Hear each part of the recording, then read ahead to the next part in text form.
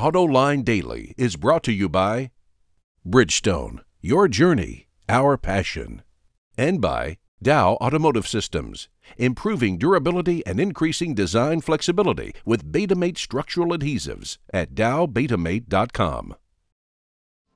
Cadillac is moving to the Big Apple, horse trading on the next UAW contract, and how Tesla is outselling every other luxury sedan in its price range. But now let's get to the news, because in a move to give its luxury brand far more autonomy, General Motors is moving its Cadillac headquarters out of Detroit to New York City.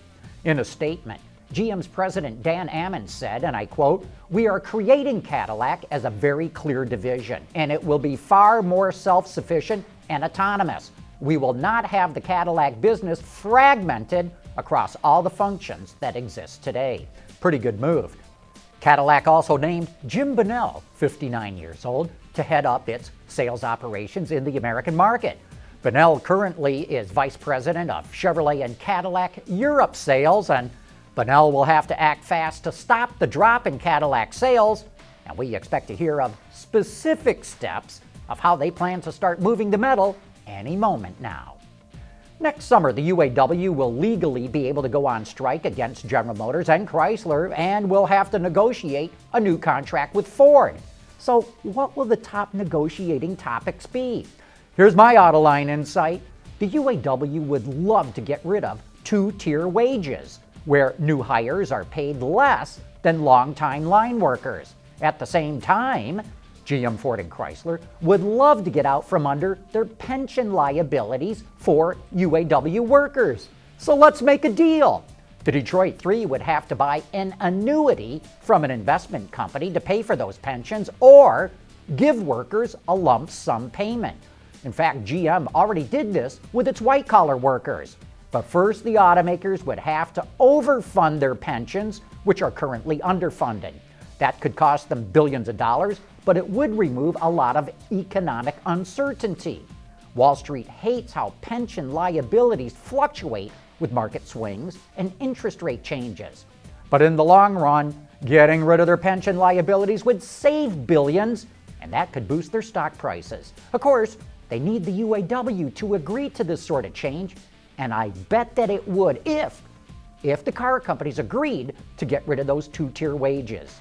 Negotiations for a new labor contract start next summer, and I cannot wait to see what both sides throw on the table. In the future, the tires that we drive on may no longer be made from rubber and oil.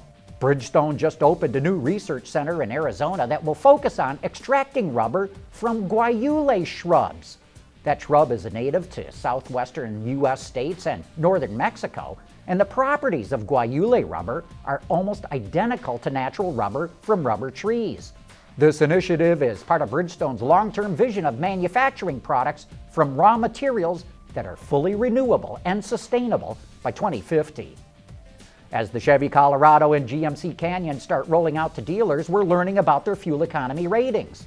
The 4-cylinder engine, two-wheel drive with a 6-speed automatic, gets 20 miles per gallon in the city, 27 on the highway, and 22 combined. Those numbers drop slightly with the 4-wheel drive version. The V6 gets an EPA estimated 26 mpg on the highway. The diesel engine will be available as a 2016 model, and we will not get its ratings until it's closer to that launch.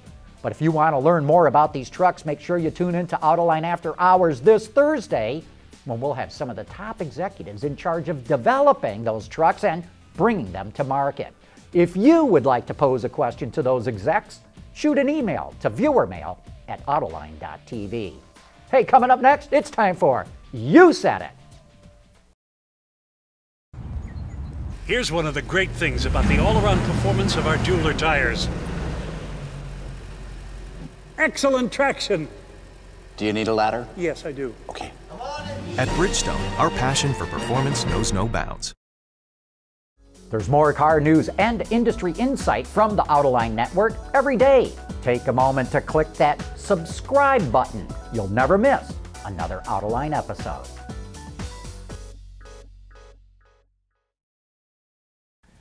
And now it's time for some of your feedback.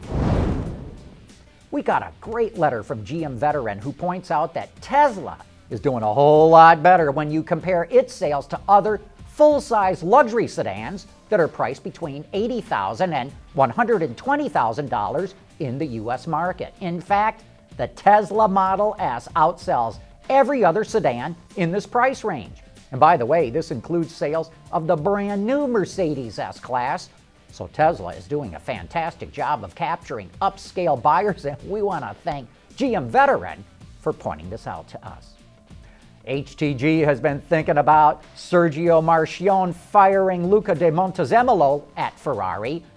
One wonders what the power logic would be today if Ferrari's cars were winning in F1. Would Marchionne have been able to dislodge a triumphant Montezemolo? Consider Italy's politics and the Tifosi.